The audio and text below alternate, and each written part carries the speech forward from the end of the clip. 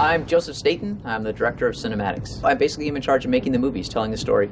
I'm CJ Cowan. I am a cinematic designer. John Buckus, animator.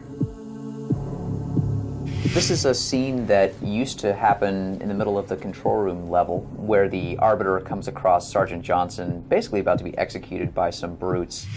This one will do. Kill the other. Yes, Chieftain. A day's ration says I do this in one cut. 2 cuts, at least. You're on. This was going to be sort of our big, crazy fight scene that John and I cooked up, and John did most of the good choreography for it. And then we decided to simplify things. I don't know, what would you add to that, John? How do you mean simplify? By cutting it? Yeah, right. By saying, this is stupid. No, I think if you watch it, you'll see that there's just a ton of really great action, which I think ultimately decided one was really hard to animate given the time that we had. So it was a fight scene that we wanted the player to actually do himself. Run.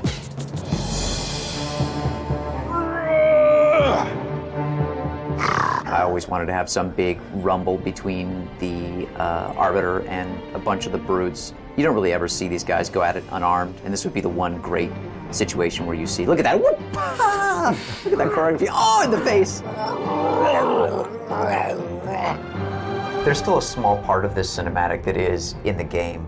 We still have basically the end of this cinematic where the Arbiter and Johnson are talking about what they're going to do, how they're going to actually make it to the control room to take out Tartarus. We wanted to get Johnson safely into the Scarab before the player could get control of things, and that's what actually happens in the real game.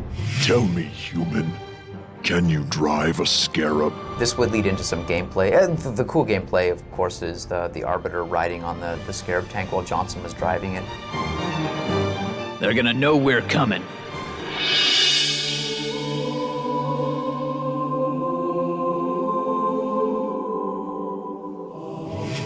This is the scene that used to be called the mural scene, and you're about to see why. This is our big chance in the middle of the game to give the player a really clear understanding of the Covenant religion, explain how it's actually set up, what they believe in, and why. I think the original Videomatic that we're looking at, it probably gave the player too much information. I think we were trying to sell the Covenant side of the story a little bit too hard. What has happened? The prophets blame us for that braggart Regret's demise and decided to replace our best warriors with these imbeciles. But I think the cool thing, if you look at the real cinematic in the game, the one that evolved from this, we picked the most important things, which were the changing of the guard, the relationship, the uneasy relationship between the Spec Ops commander and the prophets, and then the sort of conniving way that the Prophet of Truth gets the player, the Arbiter, excited about going and completing his task. Those sort of 3 critical moments are still in the real cinematic, but they're done much more efficiently. This is kind of the very beginning of the realization that the Covenant is starting to fall apart, where the elites are kind of being ushered off to the side by the prophets, and the brutes are kind of coming in, and nobody really knows what's going on. The Spec Ops commander's like, I don't know why we're being kicked out. It was clear the elites could no longer guarantee our safety. But we have always been your protectors. These are trying times for all of us. We have this fantastic story arc that we're trying to get across, and we have all this backstory that we're trying to get across. And there comes a point where we look at the amount of time that we have left to finish this game, and we realize that we're just crazy. We're not going to be able to do all of this. And so we pick our battles with, what we can cut out. And essentially, we're not losing that much by the cinematic that replaces what you see here. How well do you know the Writ of Union? As well as I did the day I swore my oath. Recite the first canto. So full of hate were our eyes that none of us could see. Our war would yield countless dead, but never victory. So let us cast arms aside, and like discard our wrath. Thou in faith will keep us safe whilst we find the path. Hungry for power and dominion, our ancestors met on the field of battle. Indeed, I suspect we would still be at each other's throats had the prophets not found evidence of the Forerunners and their great journey. The murals on the wall, essentially, they walk you through the 7 stages of the formation of the Covenant. From the earliest time when the elites and the prophets were actually mortal enemies and fighting each other, up to the sort of present day where both species, in conjunction with a handful of others, grunts, etc., are actually looking for the halo ring. So as you look at the first mural, you'll see it's a representation of the conflict between the prophets and the elites, and this one shows sort of the elites' function in the Covenant, which is as the enforcers. While some were short-sighted and chose to reject the promise of our union, all were eventually swayed by the knowledge that those who joined the Covenant would be welcome on our great journey. This one here shows what the prophets do, which is essentially search through old Forerunner ruins and find artifacts. And one of the most amazing things they found as they searched was this myth of 7 rings created by the Forerunners scattered throughout the galaxy. And this myth of the rings became the thing which drove the creation of the Covenant, is the foundation of their religion, which is a belief that these rings are sacred objects that will, if activated, make you a god. For an instant, our Lord's most splendid creation revealed its hidden power, a divine wind that would rush through the stars. I think that there's a great push in games these days to throw everything in first person and to essentially remove any letterbox cinematic time. I think a lot of people are moving in that direction. I think our job is to, as efficiently as possible, bracket in letterboxes those critical things the player has to know and tell them in a way that's epic and moving that you just can't always do in first person. But we don't want to keep the player in this little rarefied special world too long. We want to give him some questions, give him some answers, but then send him back out into the sandbox. So this is a great example of a 6-minute thing that we decided, we can really do this in about 4 or 3.5, or maybe even less than that. And let's take that other stuff and let's sprinkle it around in all the different levels. And I think ultimately the player not just appreciates that more, but it makes it a richer game experience.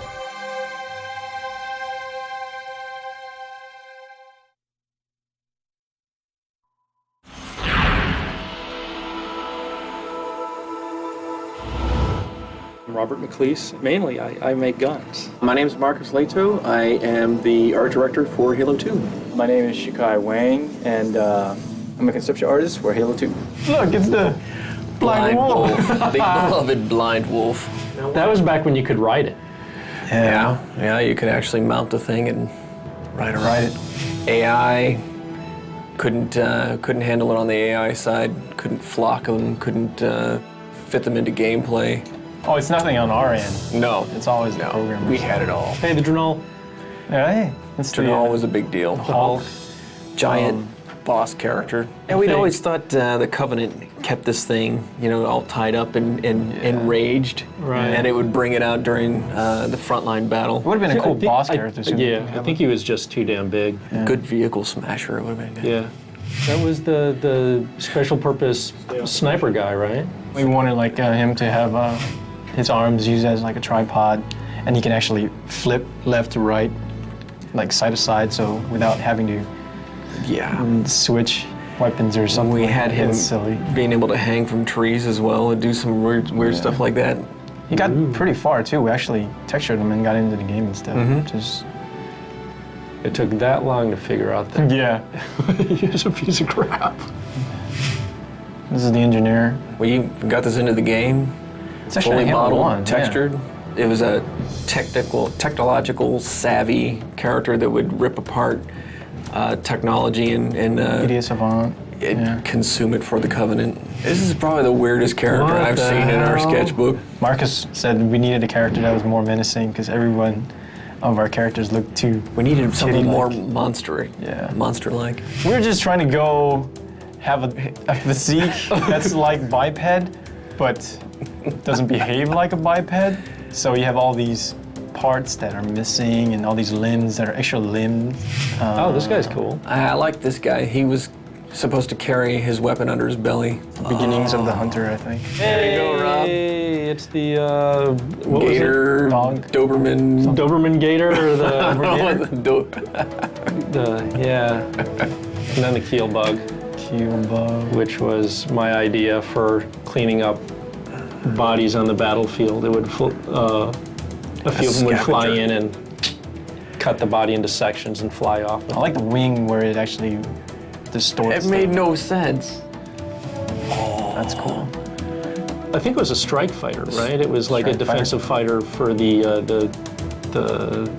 Earth space.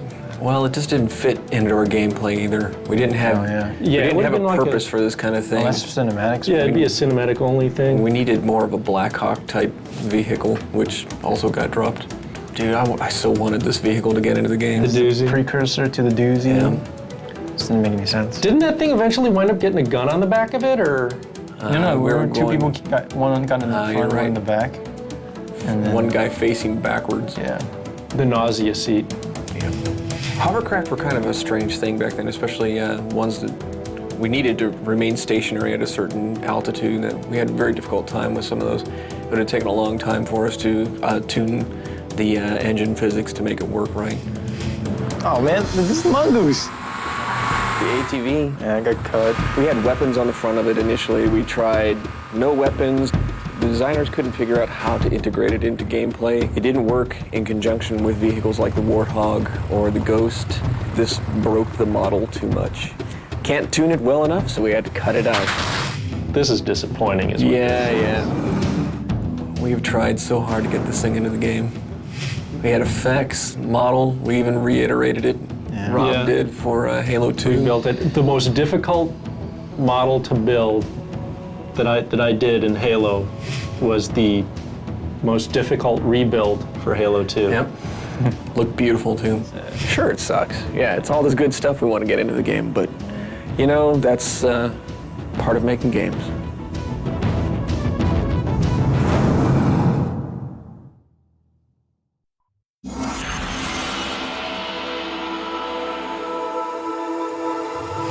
Oh my god. So you didn't know we were going to start this far back? So are those like newer guys, or are those the old guys? Those are the super old, like, those are the 100 old, poly like, guys. Hey, that looks like the back of my dog. Okay, so this is Sheik, Rob, and Paul, and Marty making sound effects. Now we're out on the road? Who thought this was going to be cool? It's like Myth. Oh yeah, Oh, well God. of course, because that's what it was. This It's off the is Myth dance, and there's like one of the old busted up bunkers. Now, was that made out of like igloo blocks? No, I think it was just busted up. Okay. Is it the Loading. Hummer? And the Hummer. Yeah, the Hummer. That's the first version of the Warthog, I guess, huh? Yes. Yeah, and there's the old version of the Ghost. Yes, the one right to the left corner in the gray, right next to the Jeep.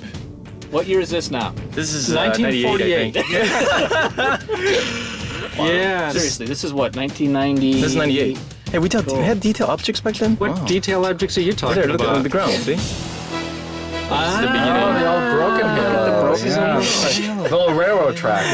That's a little prelude to what happens in the future. See, that's the there's old... the Warthog. Oh man, is, look like, at the looking old more like stealth the tank that Warthog. never got in the game. Yeah. Well, look, I mean, the guy still has the assault rifle across his shoulders. Yeah, that still looks cool, man. I don't know why everybody says that still looks cool.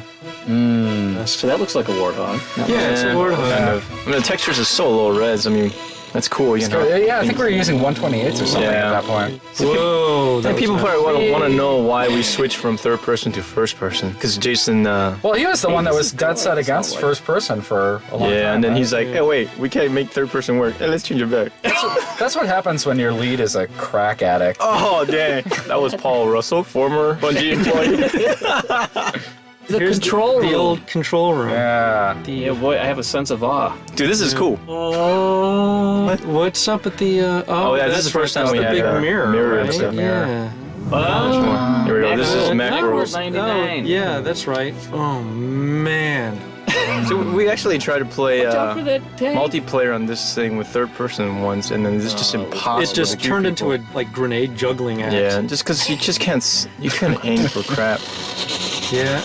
Now does that? Yeah, that actually had like the disintegrating belt. It created like twice as many particles as it Oh, really? needed to. Yeah. Oh, that was nice. Yeah. Yeah, I remember we had trouble smooth transitions. transitioning between the exterior control engine room. and the interior engine. Yeah. Let's look at all the It's getting close. hologram thing. What happens when you paint it? Yeah, look at that hologram. Wow. Yeah, none of this stuff ever got used in the Ever got original one. used. Oh, this Getting is closer. actually had the map up in the upper. Oh, this is the E3 one. This is the E3, E3 2000. Yep. There's It's still PC though. on there. Yes. Yeah, I kind of like the old ones where the reflection maps weren't circular; it was just planar. That was cooler. Boy, that's when the artist knew how to draw skies, though. I feel moist. Oh man! I feel the cannon off the back. good. We would have had like 30 different guns in that thing. That's right. If it would have been up to me.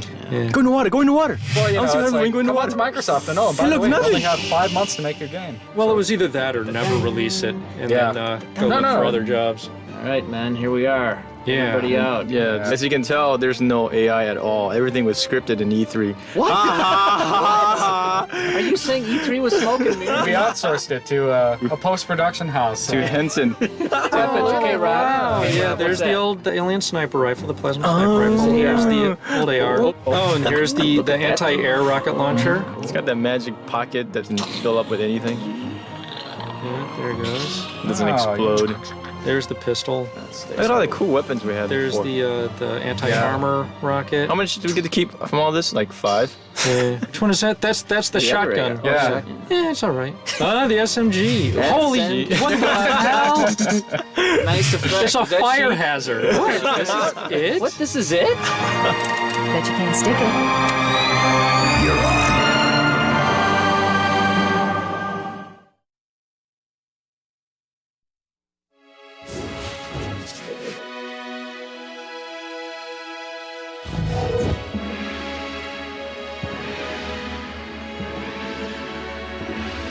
Here is the space station.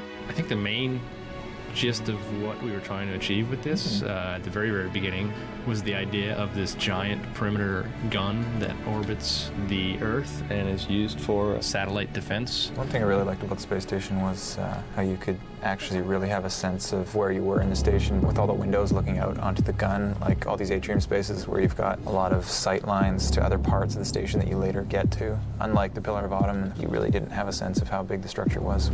That leads us onto Old Mombasa. We had a lot of destruction present in this to really try to set the mood of the Earth being under attack. It was sort of an inspiration of what would an old ethnic neighborhood look like in the future. So a lot of stuff has been retrofitted with wires, and it was a nice way to transitions into the newer architecture, which you eventually get to after you play through the beach and the tunnels and all that. And you eventually end up over what we call New Mombasa. A lot of the look and feel of the city was based on either concepts that were painted or from actual photographs of the current city of Mombasa that exists in Kenya. And so that's why it seems familiar. At the same time, we've tried to add as simply as possible signs of 500 years of human advance. It sort of still harkens to the arcology concept that Chris Lee was working on a long time ago for the E3. You'll see a lot of architecture here, like this large bridge. There's some highway sections, and then the new city. And the reason why the arcology was replaced is because it was such a massive structure that you really felt like you were just in a gray metal canyon and not in a living city nearly as much as the new level. So hopefully it was a change for the better. Gas Giant. Dave's baby. It's big.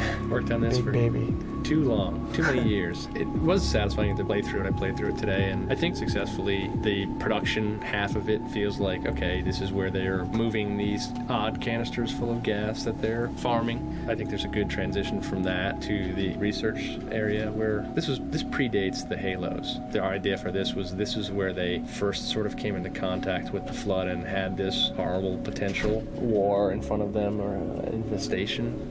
Okay, here we go. Sentinel Wall. This is where things start to cook up story-wise. This wall was built by the Forerunners to keep the flood quarantined into a specific area on Delta Halo. Even the exterior of the quarantine zone is supposed to reflect the barrenness and the lack of life that the Sentinels have been trying to instill in the area by starving it of light and energy and heat and all sorts of good things, and so that's why it's so cold. And we're now at High Charity. We definitely took a departure from the Covenant stuff that we did in Halo. We're able to squeeze the most out of the Xbox and actually do all the fancy curves and shiny surfaces that we had drawn out. We chose a different palette for colors. Yes, purple. A lot darker. Much darker purple than Much darker purple, desaturated. More a mauve little tones bit, of yeah. Halo 1. But we pulled off a much better organic feel to everything, which was really kind of neat. And so the lighting is going to be very dark and moody. So now we're looking at the Delta Halo. It's really cool. It has a lot of beautiful water shots. I think some of the really good overgrowth throughout all of it.